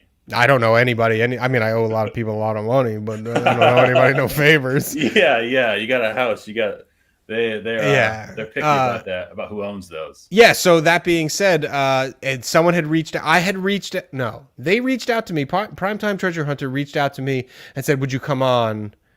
And at that time, I wasn't allowed to show my face on my YouTube. No, I think it's the opposite. He did a video where it said, "If you're interested," and I said, "I'm interested." I threw my hat in the ring. He's like, "I can't do anything with you because you don't show your face." And I was like, "Deal." Then, like, I don't know, 2 years later, he got in touch with me, or a year later, he's like, "Oh, I'm ready to have you on now." And I was like, I didn't answer. It was the week we were moving. We were physically moving to the farm, and I got back to him like a week later, and he's like, "Oh, this slot is full. This slot is full. I can't." You were plan C. Yeah, exactly. So I wrote back something along the lines of, "I've forgotten more about reselling than your shitty viewers know." Like, I tore him up. And then he became like a 15-minute at the FTG. What you should have said is, "Oh, how about next week?" I know. Come on, dude. You got to be a bit more diplomatic if you want to succeed at the YouTube. Well, there are people that I enjoy their company, like present company, but I don't know. You can't love everyone. But this guy has some positive publicly. I keep my thoughts to myself most of the time. Walter Blake, yeah. Did you know that Portland? You wouldn't know this, but they were scared to come on the show because not like scared, but just like hesitant to come on the show because they thought that I was gonna say something or just have like inappropriate conversations. Well, I'm gonna say that. You were on my show. I don't remember the FTG that we did on my show. I don't know if we did one. If we didn't do one, that's fine. That's a good thing. You're safe from the collateral damage. Yeah. That being said, we've had interactions on Instagram. I've watched your videos. I don't see you as being a mean type person. I don't know why they would feel that way. You seem like a nice guy. I think it's because I'm very blunt about things. Fair enough. And I don't really have like I just try and, I don't try and persuade anyone of things, and I kind of like to be the devil's advocate. I like a bearded picker. Scott, right? Scott is the bearded picker. Bearded picker says DCPicker is going to be angry online alone at this rate. Actually, quite the opposite. You know what I have? Do you know bearded picker? I know his channel. I don't know him. He seems like a nice enough guy. I have no problem with him whatsoever. He's That got being said, family south of me, so don't talk shit because he might come up and kill me. I would never. I don't know him enough to. We've never had an interaction for him to cross that threshold. What I'm saying is, I don't necessarily want to be the 100,000 subscriber. I want to be the 2,000. No, I don't, because I want the 2,000 people. Listen, if there's a piece of advice that Gary Vee that I will listen to, you could take over the world with 1,000 good fans. You could take over the world with 1,000 good fans. So if the 1,000 fans that I have are the ruffians smoking in the bathroom, not being nice to everyone all the time because you have to online, those are my people. Those are the people that I want to hang out with and be resellery with. So. Yeah, but that kind of attitude is untenable.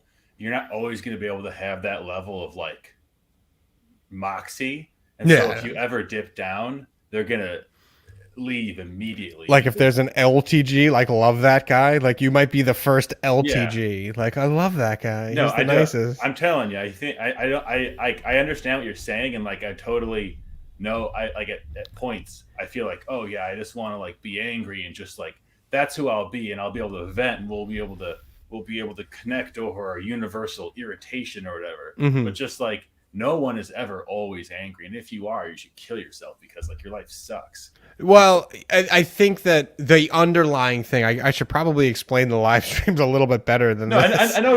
Yeah, I guess go on to say it, but like what I was going to say is that I use my live stream. And so let's take one step back. This week I announced that if you have an FTG, please reach out to me at the DCPicker.com. Excuse me, at the DCPicker at gmail.com or the DCPicker.com or on my Instagram at the DCPicker. And you can send me your FTGs. And I'm just going to do a day where I just read everyone's FTGs. It's going to be a catharsis. That's my show in a nutshell. Anyone could get on here and go, this is what sold. This is what sold. This is what this and blah, blah, blah.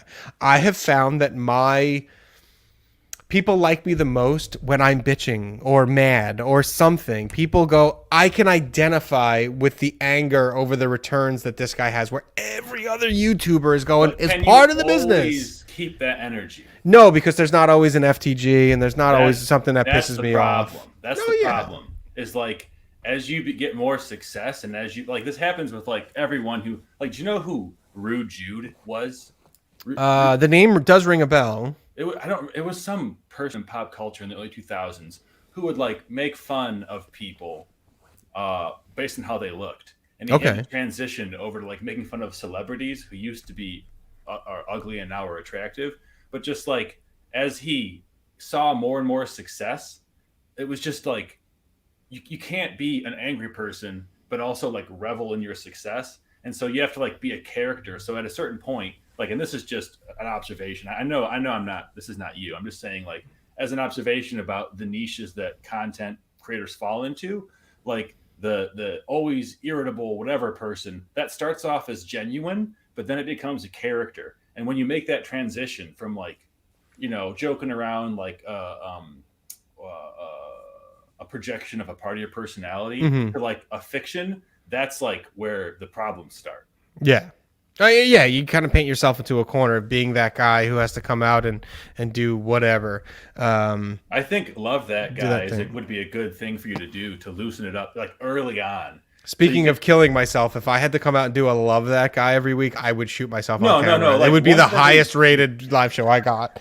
It would be the last one. But, Ashley just sent me a text message from the other room. Super producer Ashley Spit Ups and Sit Ups said, please stop shitting on other people for your own sake. So I'm going to be good. The FTG isn't always resellers. Damage control for you. I know she is. And Scott says, so DCPicker is the mosh pit of reselling.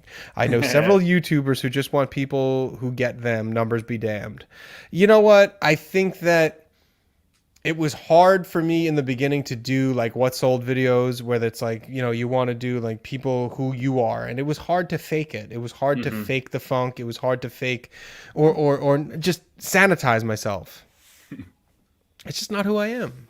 I'm going to show you the ups that I go through, the downs that I go through. And in that way, if I have an FTG, that's how I end the show. That's how I end the week. The show is a catharsis. I get it. It's cheaper than psychology. Any stress that builds up over reselling, it gets pushed out like a pimple at the end of the week. And then that's how I end it. And then we start a new week fresh. And then some weeks I don't have an FTG. So it's not always other resellers; it's mostly other customers. So that's why I think people identify with a non-payer or someone who asks a bunch of stupid questions and that sort of thing. I don't know a lot of those posts in my Facebook group. Yeah, I think they're just counterproductive. I don't think it helps anyone make money. it doesn't help anyone make money, but it doesn't cloud their vision where you can get hung up on the annoyances. Yeah, you just get it out of your system. I don't ever think there's no running like list of FTGs. Once I get it off my chest, I forget them. I feel like you have like a composition notebook somewhere with like you like lay on your couch and like write down people's names. I should. Like, what's that? Is that from Billy Madison? It is. And then she's just yeah, it is. Oh my god, that would be a hilarious TikTok. A talk. I would have to go back and watch 37 live streams to find out who the FTGs were on those. And most of them, I said, just are as like... a concept, you're not going to do it. No, I'm not going to do it. You don't have like actual names, but just like that's because like imitation is like big on that app. Oh yeah. Imitation is big in our culture for whatever reason. So that's the kind of thing I want to see more Adam Sandler early 2000s, early 90s, late 90s. Homages. That's the internet I want to live on, not one where people. I think the one like no you didn't, like Chris Farley when he was trying to get on the bus and he's like we banged. He's like no you didn't. He's like oh she looked at me. He's like no she didn't. That meme is coming back. I'm seeing that more often. Yeah. Wonderful. I was trying to figure out what the next big trend is going to be in trading cards because like everything is cyclical. Like everything is like the people who are like millennials now who have some relative amount of like what's it called disposable income yeah disposable income yeah they're buying Pokemon cards and that kind of stuff. They're going through the roof. I think that if you look at like the trends and stuff, Naruto was like you mentioned that on your Instagram stories today. I'm buying collections on eBay and Facebook Marketplace. I think in like 5 years Naruto cards are going to be like a very popular thing for people who are like at this point like 23 years old right now, or like 18 to 23, like Gen Z is what they're called. I don't have that, I don't know, kind of forethought, but I usually, or sometimes I should say, I'll usually give a reselling tip for like what weird food item is discontinued. It's like low enough bar. Yeah, so that anyone could get into it. My last one was grape nuts. Did you know grape nuts are hard to come by these days? Yeah.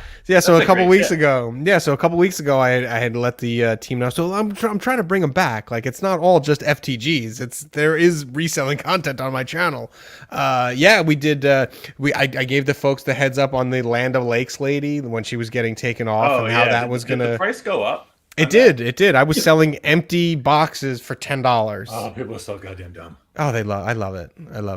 And and the last one was grape nuts. I think we did Tab soda was another one I did.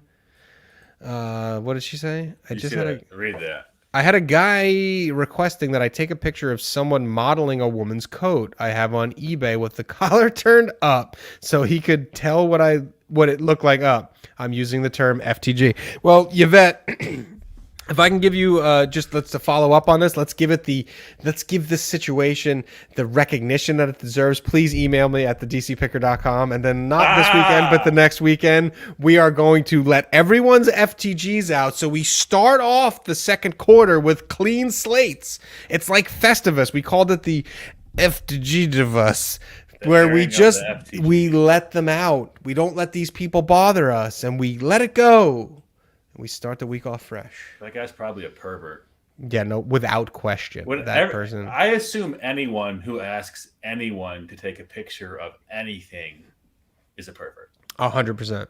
100%. If I was like, hey, can you take a picture of like yourself holding a cast iron pot? I want to see like where the wrist is. That person, that person's gonna, get off to that later. Has a wrist fetish. Yeah. That's the internet for you. It is. It's Rule 34. Oh yeah. And if someone is coming out to you I feel bad for girl Poshmarkers and girls. I think they lean into it, and I respect that. Yeah, totally. Like I've seen a few accounts where I'm like, I know what you're doing, and like, it's working. There's one on eBay because I love military stuff. I have some military stuff. I know exactly what you're talking about. The girl that wears all the military uniforms? Yeah. Yeah, I don't know his name, but it comes up right at the top. eBay knows what he's doing, and he knows what he's doing. If you put in any sort of military memorabilia, there's this chick in a thong wearing a military jacket.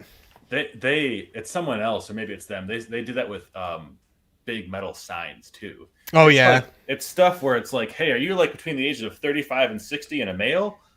Like, you're going to like this. Yep. Good for them. Good for them. Using it. Yeah, I know. Doing it. Oh, Jesus Christ, Charles. This is not the kind of stuff that you put into a chat. Easy, buddy. Calm yourself. I have a shoulder fetish. Jeez. Oh, Charles. Jeez. You were up here, man. Now you're slowly. He held the high. Down. He was the first LTG. He was the first person that ever recognized me in real life from YouTube. I think you recognize your shoulders. My goodness. Yeah. Were you looking at my shoulder? They're not even remarkable. A tank top or something? They're not remarkable at all. Hey, you got a link to your channel? You want to put I don't. Chat? Ashley can probably do it. Someone just said your channel. Oh, it's youtube.com/the DCPicker. Well, that's easy enough. Yeah. youtube.com/the DCPicker. I hope that's the right one. Oh, I don't think I'm the mod, so it's not going to let me add a link, but it's youtube.com/the DCPicker. Okay, give me a minute. youtube.com/the. Yeah. Is that a clickable link? God fucking damn it. What did you do, bro? I didn't put the freaking HTTPS. Do you really need to? Yes, you do. No, it still works. That works. Oh, it does? Yeah. Okay, well, Thank you. I did too. There. Go subscribe to him. Well, Tisha says... Oh, we got to go. It's almost 2 hours, and I have auctions. Speaking of auctions, I have auctions that end at 9 p.m. that I got to go bid on in the next 9 minutes. Sorry. Tisha says DCPicker sounds like a serial killer. Did I come off that way? That was not my intent. No, serial killers are never that outspoken. Okay, that's right. It's better to get it out. Don't keep it in. That's when you That's when you end up shooting your neighbors over shoveling snow outside the outskirts of Philadelphia. See that video? Yes. Yeah, everyone. No, I mean I haven't seen it, but I know that kind of person. Oh, that was a hell of a video. That was Did a they hell of a actually video. kill him? Oh yeah. Oh yeah, that was a hell of a video. I did not see that. I stay away from watching murders, but I definitely hear about that stuff all the time. Oh, that was a good one. Well, she said kinda and shrugs. Well, you know what? You can't please all the people all the time. Tisha's working her way to be the FTG, the F that girl, but keep it up, girl. I guess it is good. G can go either way. Yeah, totally. That was a calculated move. Fuck that guy or fuck that gal. You could do FTP, F that person, but then FTP is also we've done F that platform. Like yeah, we've done all sorts of things. Like it's the amount of like audience interaction or watchers or listeners is just it makes my week. They are fantastic. I'm so happy with the folks that listen and interact each week. It really wouldn't be anything without them. So I should shout them out in front of your substantial audience, but there's a number of folks on there that show up every week and they're appreciated. 100%.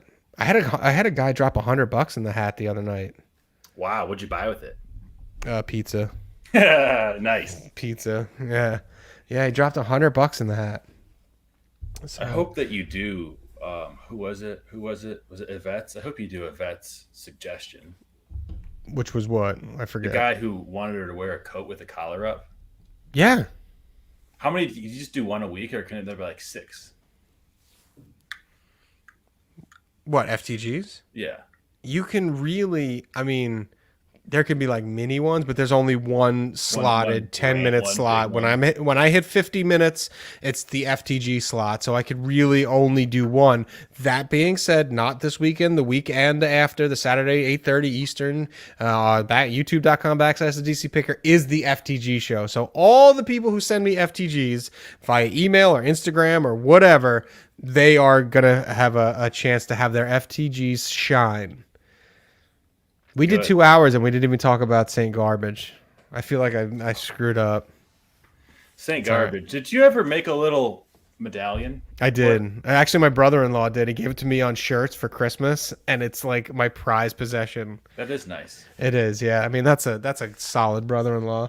Next time, let's go 8 months from today, and we'll talk about St. Garbage. No, when I hit 100,000, I'm going to do an 8-hour live stream. Are you really? You're serious about that? I'm going to have people just pop in and out. So during that 8 hours, you can... It's going to be St. Garbage o'clock. St. Garbage o'clock, yeah. I'm telling you. We had a whole thing with St. Garbage this week, man. It was a lot of fun. I got to figure... What do you think the best way to do an 8-hour live stream with no scheduling for people's appearances is? I had... We did 8 hours on Thanksgiving Eve and then 4 hours on Thanksgiving. 8 hours? Oh, God. Well, we just kind of had it set up in the background where I prepped food and we talked and, we did things. Now, that being said, people could and did message me like, hey, can I hop on? So you see down on the StreamYard, you have that shareable link. You could, it says Cam Mike share. Mm-hmm. I think that's it. Yeah. Oh, I just don't want to have somebody like pull their dick out or something. Well, yeah, that's the issue. You can't open it up to anybody and just leave it in the chat, but you can leave them here in this background where I am sitting down below. And if there's a dick, you don't add them to the stream. You always have that that little gap between. Yeah. Even that seems. I think I'm just going to email people the link. That works too. Or Instagram it them, because 8 hours, you don't have to be talking the whole time. We didn't. We didn't talk for 8 hours. I kind of want to challenge myself to have the microphone and just like marathon for just like 8 hours. But I tried it for 3 hours and my mouth dried up. Yeah. Yeah. Well, you gotta bring water with you, bro. I had one of the best cup I own full of whiskey, and I got a Yeti full of 30 ounces. All right, I really have to go. I only have 4 minutes left to do this auction stuff. Goodbye. All right, everybody. The DC Picker, John, subscribe to his channel at youtube.com/the DC Picker and listen to him talk shit about all your favorite YouTubers. Yeah, totally. And there's other things that go on there too, but yeah. I'm kidding. Anyways, see you guys later. And as always, don't be a shithead.